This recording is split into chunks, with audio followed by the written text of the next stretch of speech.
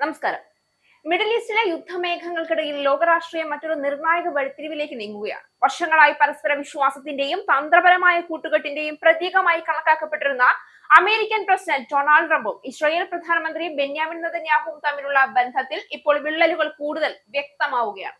ഏറ്റവും പുതിയ സംഭവ വികാസങ്ങൾ സൂചിപ്പിക്കുന്നത് ഇറാനെതിരായ പോരാട്ടത്തിൽ അമേരിക്കയെ ആശ്രയിക്കരുതെന്ന നെതന്യാഹുവിന്റെ പരസ്യ ആഹ്വാനം വെറും സൈനിക പ്രസ്താവന മാത്രമല്ല എന്നുള്ളതാണ്.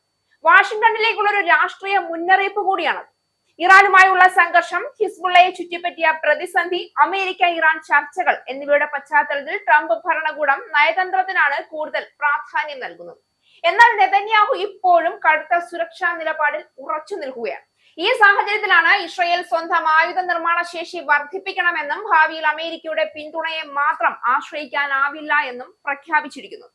ഇറാനെതിരെയുള്ള പോരാട്ടത്തിൽ യുഎസിനെ ആശ്രയിക്കുന്നത് നിർത്തണമെന്നാണ് ഇസ്രായേൽ പ്രധാനമന്ത്രി ബെന്യാമിൻ നെതന്യാഹു പരസ്യ പ്രസ്താവന നടത്തിയത്. ഇസ്രായേലിന്റെ ആയുധ ഉൽപാദന ശേഷി വികസിപ്പിക്കണമെന്നും പ്രധാനമന്ത്രി പറഞ്ഞുവെച്ചു. വെസ്റ്റ് ബാങ്കിലെ ഗുഷ് എക്സിയോൺ കുടിയേറ്റ മേഖലയിൽ യുദ്ധവിദഗ്ധരുമായി സംസാരിക്കവെയാണ് നെതന്യാഹുവിന്റെ പ്രതികരണം ഉണ്ടായത്.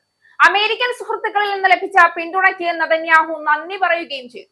നമുക്ക് നമ്മുടേതായ സ്വതന്ത്രമായ ആയുധോൽപാദന സംവിധാനം ആവശ്യമാണ്.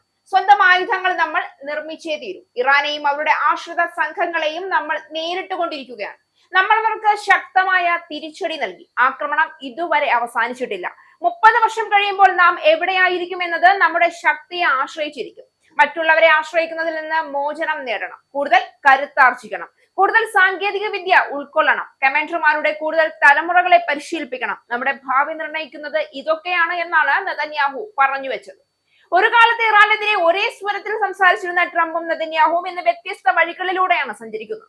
അമേരിക്ക ഇറാൻ സമാധാന ചർച്ചകളിൽ ഇസ്രായേലിന് വേണ്ടത്ര പ്രാതിനിധ്യം ലഭിച്ചില്ല എന്ന വിമർശനം ഇസ്രായേൽ രാഷ്ട്രീയ വൃത്തങ്ങളിൽ ശക്തമാണ്. ട്രംപിന്റെ പുതിയ നയതന്ത്ര നീക്കങ്ങൾ ഇസ്രായേലിന്റെ സുരക്ഷാ താൽപര്യങ്ങളെ പിന്നോട്ട് തള്ളുന്നുവെന്നാണ് നെതന്യാഹുവിന്റെ അനുയായികൾ ആരോപിക്കുന്നത്.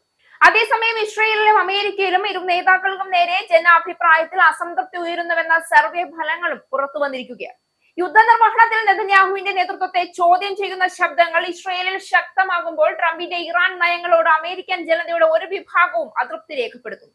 അമേരിക്ക ആവശ്യപ്പെടുന്നത് മേഖലയിൽ സംഘർഷം കുറയ്ക്കാനാണ്. എന്നാൽ നെതന്യാഹുവിന്റെ കണക്കുകൂട്ടൽ മറ്റൊന്നാണ്.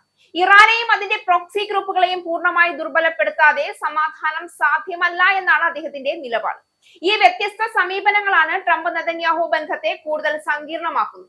അപ്പോൾ ചോദ്യം ബാക്കിയാണ്. മിഡിൽ ഈസ്റ്റിലെ രാഷ്ട്രീയ ഭൂപടം മാറ്റിമറിച്ച ആ സൗഹൃദ സഖ്യം ഇപ്പോൾ ചരിത്രത്തിന്റെ പുതിയ അധ്യായത്തിലേക്കാണോ നീങ്ങുന്നത്?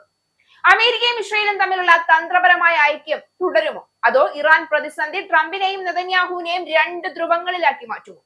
ലോകം ഉറ്റുനോക്കുന്നത് ഈ ഉത്തരങ്ങൾക്കായാണ്. മിഡിൽ ഈസ്റ്റിലെ സംഘർഷങ്ങൾക്കപ്പുറം ആഗോള രാഷ്ട്രീയത്തിന്റെ ദിശ തന്നെ നിർണ്ണയിക്കാവുന്ന പുതിയ അധ്യായത്തിലേക്കാണ് ഇപ്പോൾ ട്രംപ് നെതന്യാഹു ബന്ധം കടന്നു പോകുന്നത്.